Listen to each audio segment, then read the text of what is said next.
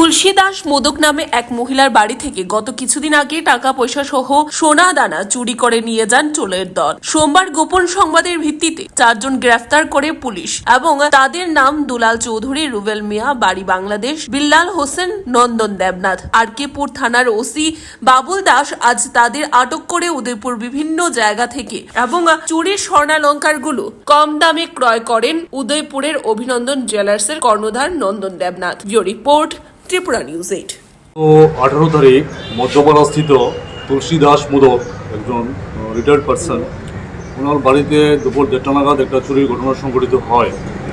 তো আমরা সেই চুরির অভিযোগ পেয়ে বিভিন্ন জায়গায় উদয়পুর, কাকরাবন, মেলাঘর বিভিন্ন জায়গায় তল্লাশি চালাই এবং আমাদের যে সোর্সগুলো আছেন সবাইকে আমরা সেই ব্যাপারটা জানানোর পর গতকালকে আমরা এই চুরির গ্যাংয়ের প্রথমে 2 জনকে গ্রেপ্তার করতে সক্ষম হয়েছি। তার মধ্যে একজন হলো, তার নাম দুলাল চৌধুরী, তার বাড়ি কাকরাবন থানাধীন জামজুরি এলাকায়, এবং তার বাড়িতে ওই সময় আরেকজন উপস্থিত, আরেকজন খুব এক্সপার্ট হ্যান্ড চোর, তার বাড়ি বাংলাদেশে, তার বাড়ি আখাউড়া, তার নাম রুবেল মিয়া। তাদেরকে আমরা প্রথমে গ্রেপ্তার করি। তারপর তাদেরকে জিজ্ঞাসাবাদের মাধ্যমে আরেকজন বিল্লাল হোসেন, তাকে রাত্রেবেলায় আমরা গ্রেপ্তার করি। ওটা আবার কাকরাবন হদ্রা এলাকা থেকে, এবং তার সাথে কিছু টাকা, ভালো পরিমাণে একটা টাকা এবং এক ভরি ওজনের স্বর্ণের হার আমরা উদ্ধার করি।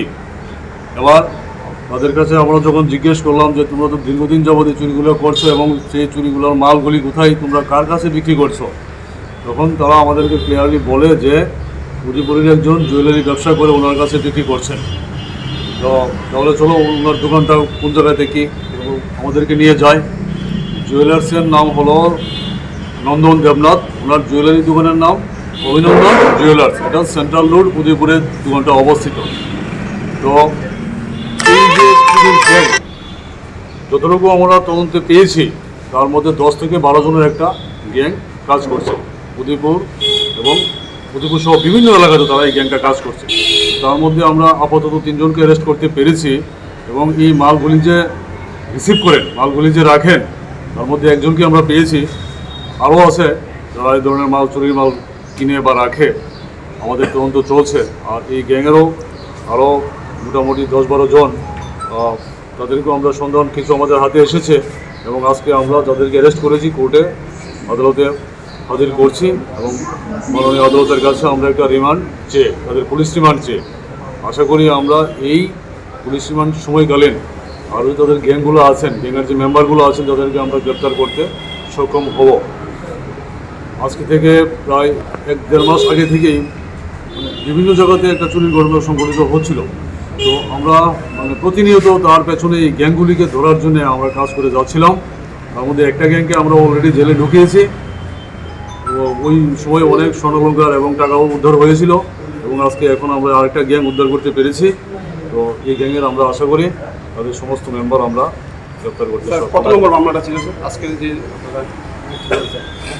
Case number 93/2024। আজকে মোট কত টাকা উদ্ধার করা হয়েছে এবং কি কি? এখানে টাকা তো বেশি নেই, মাত্র 7,000 টাকা, আর একটা স্বর্ণের হার, তার ওজন ধরেন 1 ভরি। কতজনকে অ্যারেস্ট করলেন আপনারা? 4 জনকে। তারা কি আজকে নতুন এই ঘটনার সঙ্গে যুক্ত, না আগে থেকে তারা পুলিশে আপনারা তাদেরকে আটক করেছিলেন অন্য কোনো ঘটনা? তার মধ্যে যে মেইন মাস্টার, যার বাড়ি জামজুরি এলাকাতে, তার নাম দুলাল চৌধুরী, সে আগেও অনেকবার চুরির ঘটনার সঙ্গে জড়িত ছিল, এবং একটা কেস এখনও বিচারাধীন উদয়পুর কোর্টে। এবং যারা 3 জনকে আজকে আটক করলেন তাদের মধ্যে একজন রুবেল, তার বাড়ি বাংলাদেশ আখাউড়া, সে বলে যে সম্পর্কে দুলাল চৌধুরী আমার মশত ভাই, এবং সে একজন এক্সপার্ট হ্যান্ড চুরি করার ক্ষেত্রে। ঘরে ঢুকে এবং ঢোকার জন্য যেভাবে ঢুকতে লাগে, দরজা ভেঙে বা জানালা ভেঙে এবং যে লকার ভেঙে যেভাবে চুরি করতে লাগে, সে একটা এক্সপার্ট হ্যান্ড। সে প্রায় সময়ই বাংলাদেশ থেকে আসে এবং ঘটনাগুলি সংঘটিত করে বাংলাদেশে আবার চলে যায়। তো তাকে আমরা হাতে নাতে পেয়েছি। বাংলাদেশ থেকে যে ভারতে আসে, এটা কি বৈধ পাসপোর্ট আছে নাকি এমনি? একদম না।